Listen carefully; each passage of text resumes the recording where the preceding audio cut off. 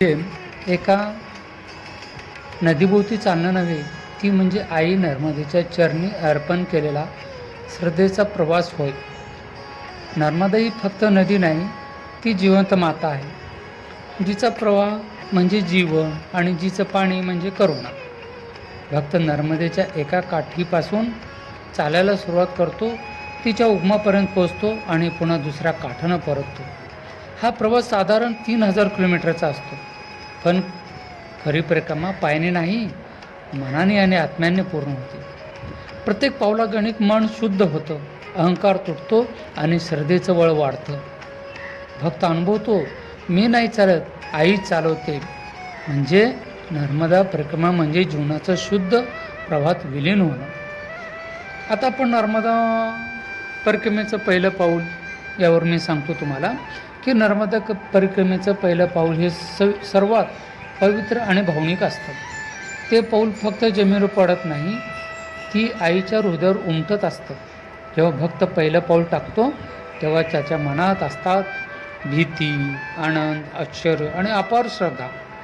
त्याचं शरीर चालायला लागतं, पण मन म्हणतं, आई आता सर्व काही तुझ्यावर सोपवलं.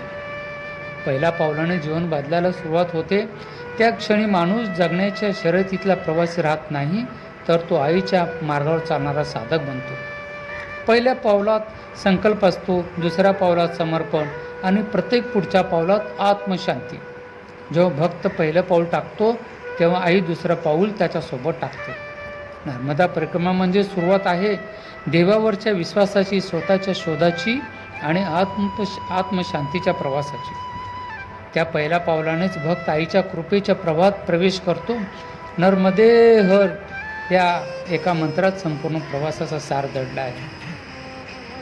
नर्मदा परिक्रमेचं दुसरं पाऊल म्हणजे समर्पणाचं आरंभ पर्व. पहिलं पाऊल हे श्रद्धेचं असतं, पण दुसरं पाऊल म्हणजे आईवरील पूर्ण विश्वासाचं प्रतीक. ते पाऊल टाकताना भक्ताच्या मनात एक गूढ शांती उतरते. आता तो फक्त चालत नाही, तर तो आईच्या प्रवाहात विलीन होत असतो. भीती मागे राहते, विश्वास पुढे येतो. पहिल्या पावलात थोडी शंका, थोडी काळजी असते, पण दुसऱ्या पावलात ती सर्व संपते. भक्त जाणतो, या प्रवासात मी एकटा नाही, माझ्यासोबत आई नर्मदा चालते. त्याचं मन आता निसर्गाशी एकरूप होतं. प्रत्येक वारा, प्रत्येक दगड, प्रत्येक लाट त्याला काहीतरी शिकवते. देह चालतो, पण आत्मा प्रवास सुरू करतो. दुसरं पाऊल टाकताना माणूस शरीरानं चालतो, पण आत्म्यानं तो नव्या मार्गावर निघतो. तो अनुभवतो, जगातील सर्व मोह, ताण, चिंता मागे पडले आहेत. त्याचे प्रत्येक पाऊल म्हणजे जपाचे एक अक्षर आणि प्रत्येक श्वास म्हणजे नर्मदे या मंत्राचं स्पंदन. साधेपणाचा स्वीकार जर करायचा म्हणलं तर या टप्प्यावर भक्ताला कळते की परिक्रमा ही श्रीमंती, आराम किंवा सोयीसाठी नाही, ती म्हणजे साधेपणाचा उत्सव आहे. तो भिक्षेवर चालतो, कोणतीही अपेक्षेशिवाय जगतो आणि त्याला जाणवतं आई प्रत्येक क्षणी पोचते, जगते.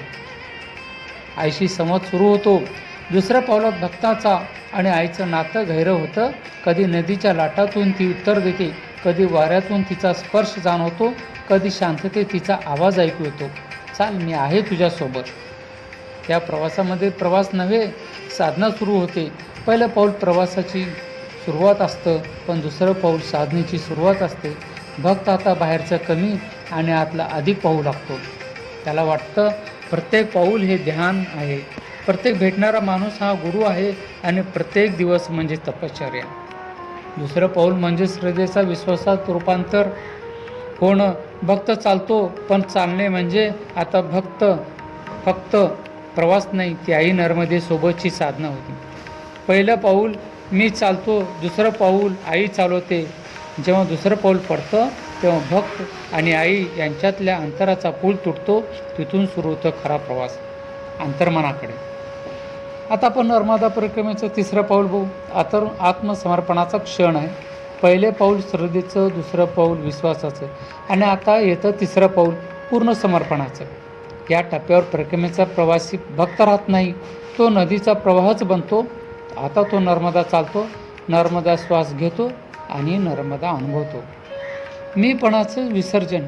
परिक्रमेच्या प्रारंभी मी चालतो अशी भावना असते, पण या टप्प्यावर मी संपवतो आणि ती चालवते अशी जाणीव होते. भक्त जाणतो. मी काही करत नाही, सर्व काही आई करत आहे. हेच खरं आत्मसमर्पण आहे.